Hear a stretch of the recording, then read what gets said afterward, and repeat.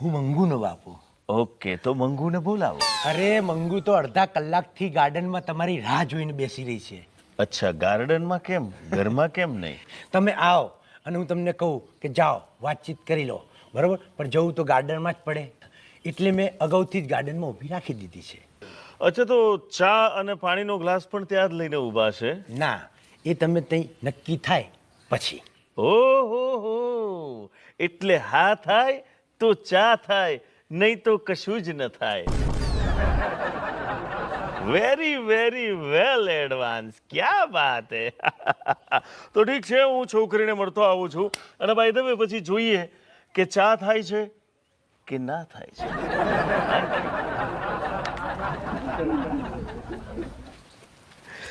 અમારા સંવાદદાતાના જણાવ્યા અનુસાર સાંભળવામાં આવ્યું છે કે કન્યા ખૂબ રૂપવાન, સંસ્કારિત, ગુણવાન છે.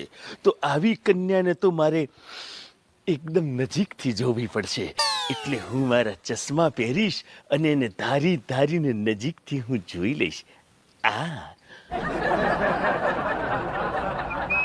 એડવાન્સમાં ગિફ્ટ લાવી અને હંતાર રાખી ઘરમાં લાવું તો તું ગમે તોથી ખોરી પાડું એટલે પછી ચલાઈ જાય, સરપ્રાઈઝ ના રહે. એટલે હમણાં આ ગયા 15 દાડા પહેલા નહીં આપણે ત્રીજું ઘર તો પેલા ભાડુઆત રહેવાયા છે, એમની છોકરીને મેં હંતાડવા આલ્યું છે.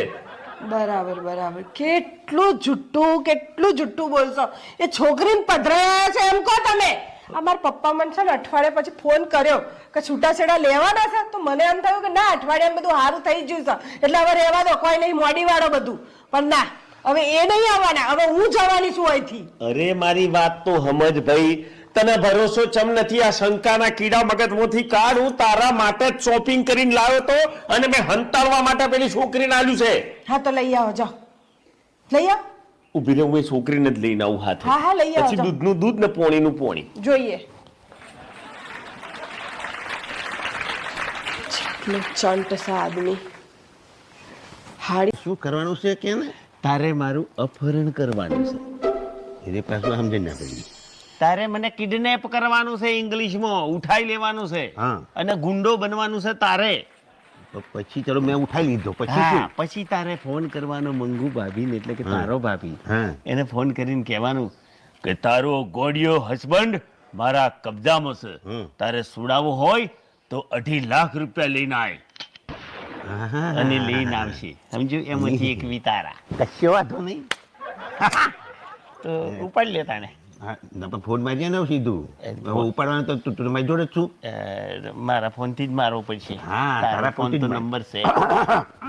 અવાજ બદલી મારવો પડે પાછો. બદલજે, અવાજ બદલજે.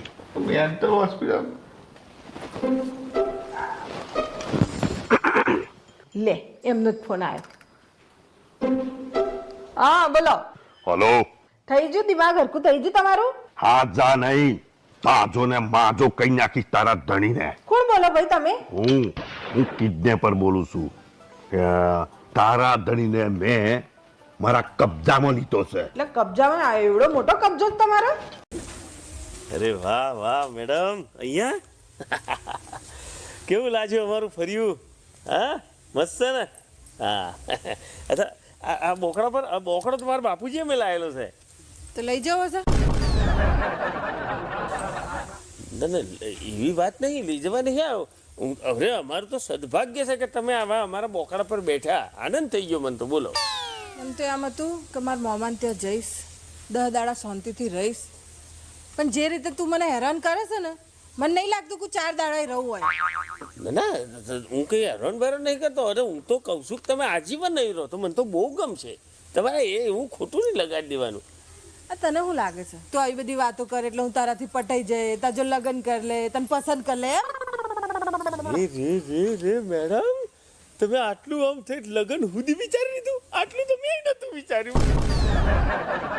બોલો. એટલે ત્યાં કેટલું વિચારેલું? હા, એટલે એમ નહીં કહેતો, મેં એવું વિચારેલું કે આ તમે ગોમમાં આવ્યો છો તો શું એકબીજા સાથે સંપર્ક થાય, દોસ્તી થાય, તમને કંપની રહે. એટલે તમે ભણેલો છો તો હું ભણેલો છું, એટલે આમ થોડી ઓળખાણ રહે આપણે એકબીજા પ્રત્યે, એવું મેં વિચારેલું, એમ કહું છું. આ તાર બાપ કાલે બચારીની વર્ષી છે, વર્ષી. હવે તમે આયા જ છો તો તમે રોકાઈ જ છો. આવતીકાલે એની વર્ષીનો દૂધ પાક ખાઈને જતો તો બાપડીની આત્માને એમ થશે કે મારો ભૂરો મારી વર્ષીનું મોઢું હેઠું કરી દેજો. મારી વાત વાપરો પેલો દૂધ પાક તમે જ ખાજો, હું જાઉં. ના રહી ભાઈ, ના ના ના, એટલે સારું લાગશે.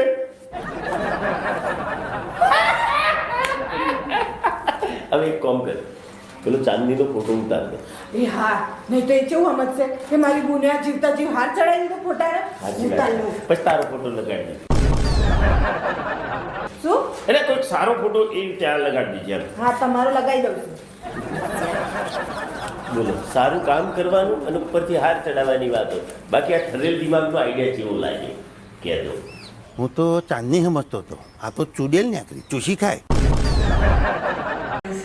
બીક તો એટલી લાગે છે કે એક જગ્યાએ ઉભા નથી રહેતા. ઓહો મોમો મોમો, હાથમાં આવી તો ટીપી ના નાખું. અરે બીજા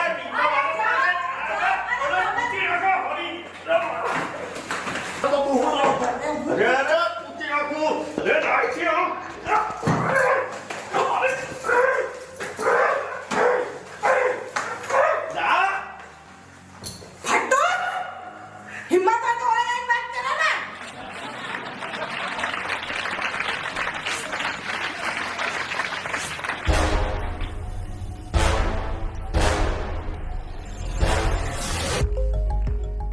આવો આવો આવો. નમસ્તે વકીલ મેમ, કેમ છો બસ મજામાં. તમે? હું પણ વકીલ જ છું. મારા વકીલ સર. ઓ ભાઈ, પેલી બાજુ તમારો પક્ષ પેલી બાજુ છે. હા, વિરોધ પક્ષના વકીલ છો. અહીંથી જો. આઈ જાઓ.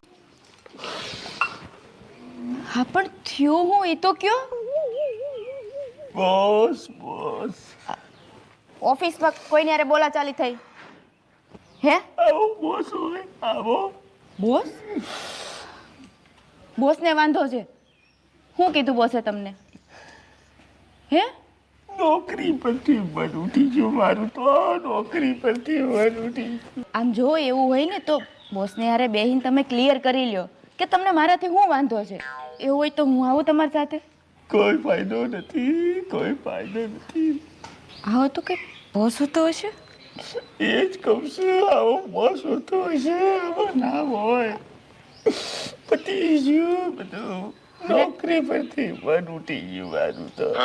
આવું નો વિચારવાનું હોય, ખોટા વિચાર કરો છો તમે. વિચારો તો ઘણા કાઢવા માંગુ છું, પણ આ ઘા મારા દિલમાંથી જતો